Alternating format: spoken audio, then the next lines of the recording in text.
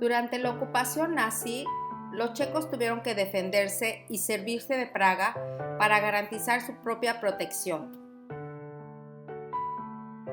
Tras acabar la Segunda Guerra Mundial, Checoslovaquia pasa a formar parte del bloque comunista, de aquel que sería parte hasta el año 1989. Tras 2 décadas de dictadura, en enero de 1968, el líder comunista Alexander Dubček implementa nuevas reformas con la intención de aumentar la participación del pueblo en la política y permitir mayor libertad de prensa y cultura. Este periodo es conocido como la Primavera de Praga. Las reformas de Dubček fueron sofocadas en agosto del mismo año, cuando el ejército soviético ocupó la ciudad, acabando con este corto periodo de libertad. A finales de 1989 y tras la Revolución de Terciopelo, cae el comunismo en Checoslovaquia. Se conoce como la Revolución de Terciopelo al periodo de manifestaciones pacíficas que comenzaron el 17 de noviembre de 1989 en Praga, las cuales llevaron a la caída del comunismo.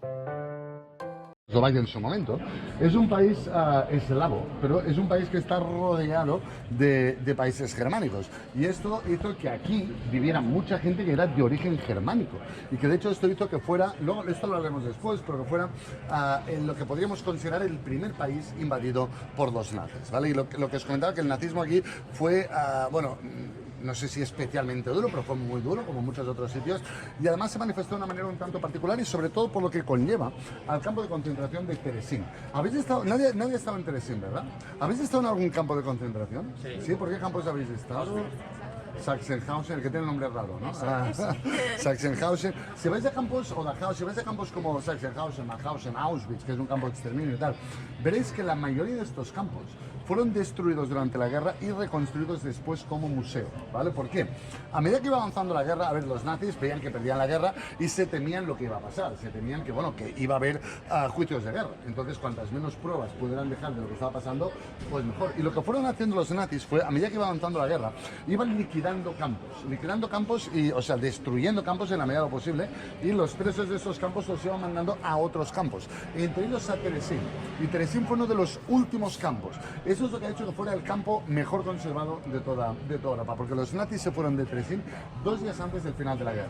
La guerra en Europa termina el 8 de mayo de 1945. Recordad que Hitler se pega un tiro el 30 de abril.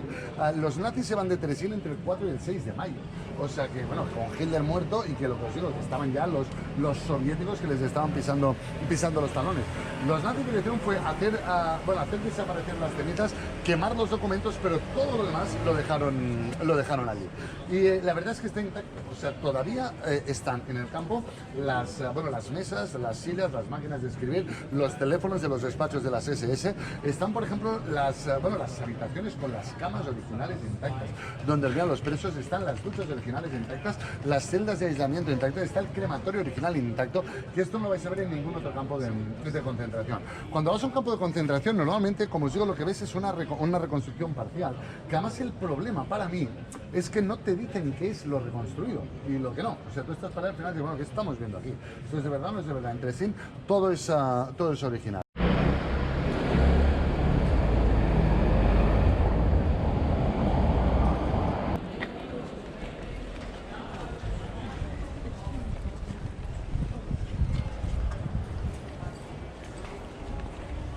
Tenemos en el barrio judío. Quería hablarnos un poquito del barrio de los judíos aquí en Praga. Los judíos llegan muy temprano a Praga. Alrededor del siglo X los judíos llegan a Praga, y aquí en Praga se les permite instalarse en estas tierras. ¿Por qué? Porque eran las peores tierras.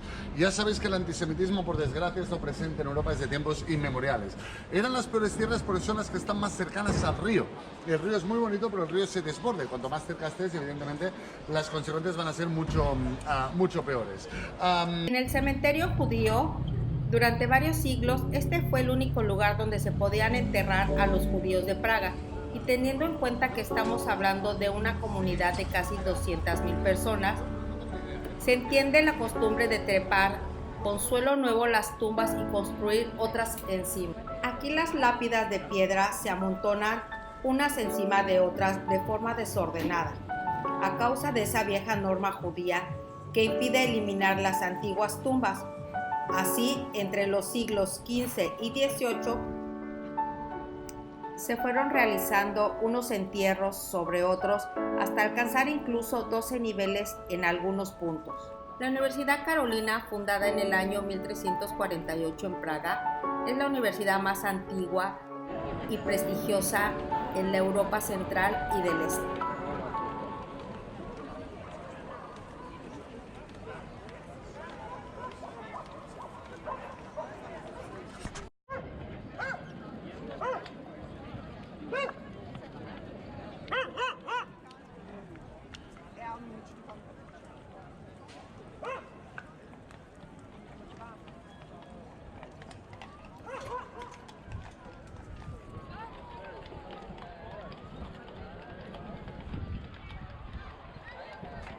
Puente de Carlos, originalmente esta vía de comunicación se llamaba Puente de Piedra o Puente de Praga, pero lleva su denominación actual desde 1870.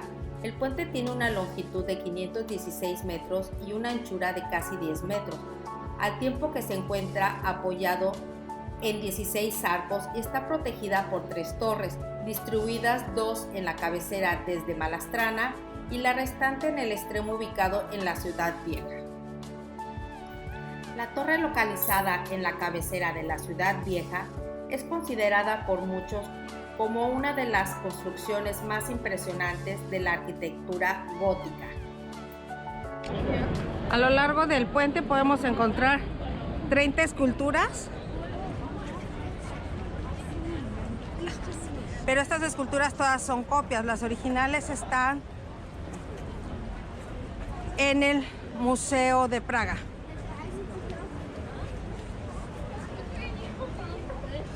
Al fondo podemos ver la basílica y lo que es el castillo, que bueno, en realidad son 70 hectáreas que comprende toda esa fortaleza.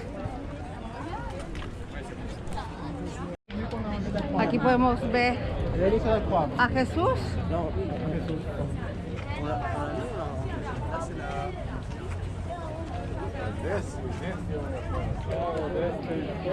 Y en una de estas esculturas a lo largo del puente vemos al sacerdote, que ahora no recuerdo su nombre, que era con quien la reina se confesaba. Entonces el rey Carlos IV, por eso se llama también el puente Carlos, lo aventó al río porque quería saber los secretos de la reina, pero como no aflojó información, pues lo aventó al río.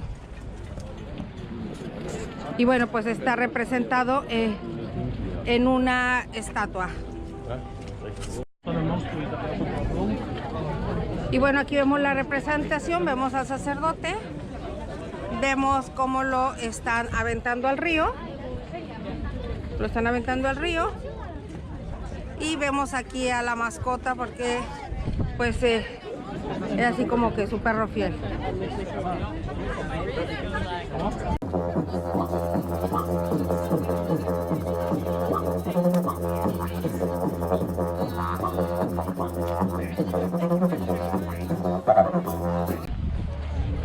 Este es el barrio de Malastrana y de aquel lado está la Ciudad Vieja.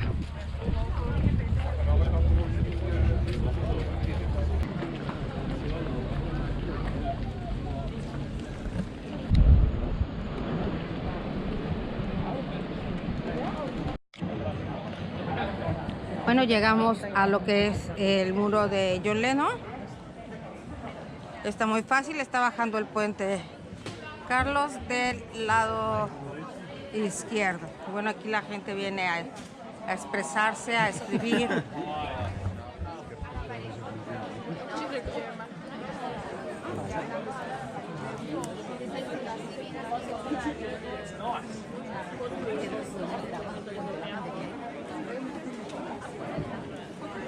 Bueno, prácticamente es una pared. Vamos a ver varias de las obras de David Czerny, que es un escultor checoslovaco. Aquí tenemos la cabeza de Franz Kafka y vamos a buscar varias de sus obras por los diferentes sitios de Praga se está armando.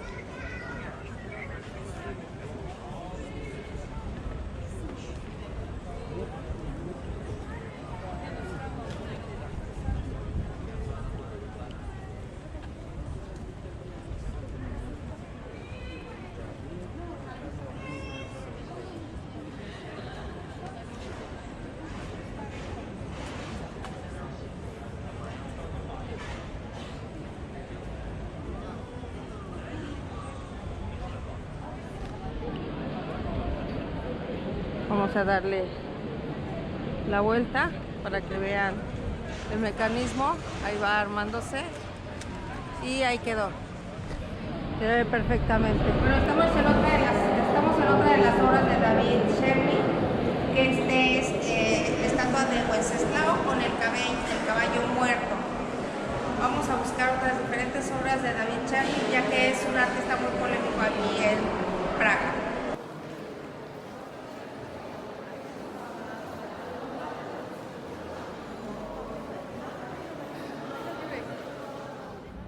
Estamos en la torre de televisión aquí en Praga y bueno, continuamos con las obras de David Cherny. Podemos ver los bebés que van subiendo sobre la torre.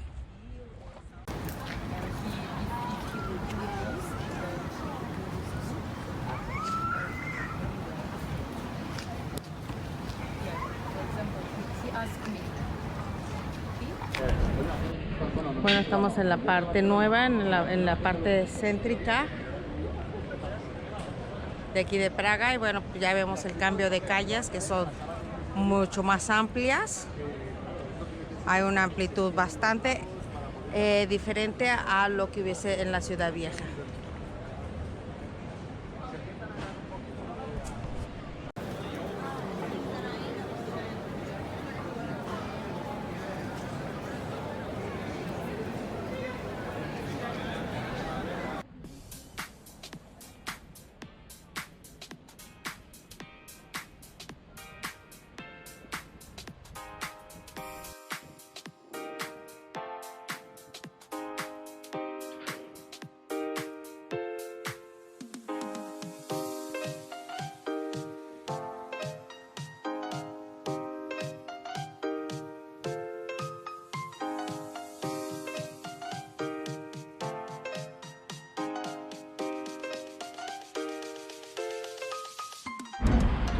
Llegamos a lo que es el edificio danzante.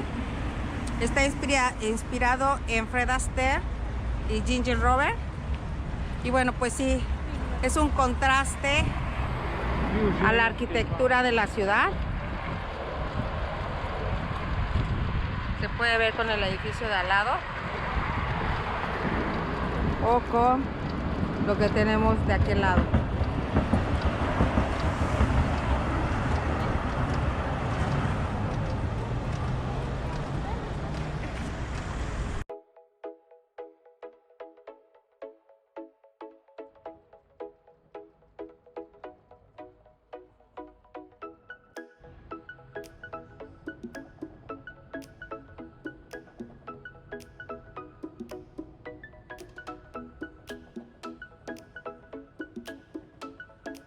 Y aquí despedimos nuestra estancia en Praga. Fueron 2 días maravillosos, llenos de muchísima historia.